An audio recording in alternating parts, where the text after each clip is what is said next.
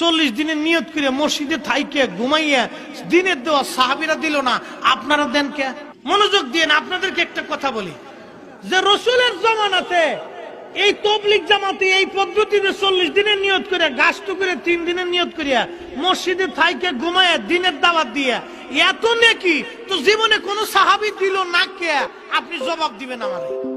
আর সাহাবীরা না করলে যদি না করা যায়, তাহলে যেই কাজ সাহাবীরা করলো না সেই কাজ আপনারা মসজিদে ঘুরে ঘুরে করেন কে? যে আপনি যখন আমার মিলাদের বেলায় যুক্তি চাবেন যে সাহাবীরা করলো না আমরা করবো কে, তো আপনারও চাবো যে সাহাবীরা জীবনে এই কাজ কোনোদিন করে নাই, তো আপনি এই তবলিগের এই সিস্টেমে 40 দিনের নিয়ত করিয়া মসজিদে থাইকে ঘুমাইয়া আপনি খাইয়া এই দিনের দাওয়াত দিলেন, সাহাবীরা করলো না কে? এটা আমার দেখাই দিত আগে। মুসা আলাইহিস সালামকে আল্লাহ দাওয়াত ও তাবলীগের দায়িত্ব দিয়ে পাঠিয়েছেন, ঈসা আলাইহিস সালামকে আল্লাহ দাওয়াত ও তাবলীগের দায়িত্ব দিয়ে পাঠিয়েছেন। কিন্তু আগের আমলে দাওয়াত ও তাবলীগের কাজ শুধুমাত্র নবীরাই পালন করতেন।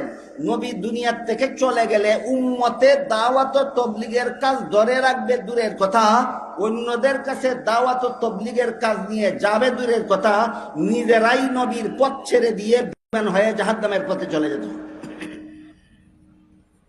কথা বুঝে থাকলে বলুন, আগের আমলে দাওয়াত ও তাবলীগের কাজ উম্মতেরাও করতো না, শুধুমাত্র নবীরাই করতেন? উম্মতেরা অপরের মধ্যে দাওয়াত ও তাবলীগের কাজ করবে দূরের কথা, নিজেরাই পথভ্রষ্ট হয়ে যেত। এই কারণে সমস্ত উম্মত যখন পথভ্রষ্ট হয়ে যেত তখন আল্লাহ আবার নতুন নবী পাঠাইতেন। আবার যখন উম্মত পথভ্রষ্ট হয়ে যেত আবার আল্লাহ নতুন নবী পাঠাইতেন। আবার যখন উম্মত পথভ্রষ্ট হয়ে যেত তখন আল্লাহ আবার নতুন নবী পাঠাইতেন।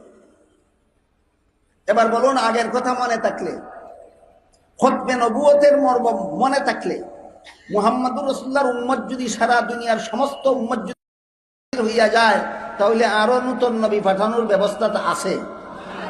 যেহেতু তোমরা সারা দুনিয়ার মুসলমানের হয়ে গেলে তোমাদেরকে ঈমানের দাওয়াত দেওয়ার জন্য নতুন নবী পাঠাবার কোনো দায়িত্ব নাই, নতুন নবী পাঠাবার কোনো ব্যবস্থা নাই।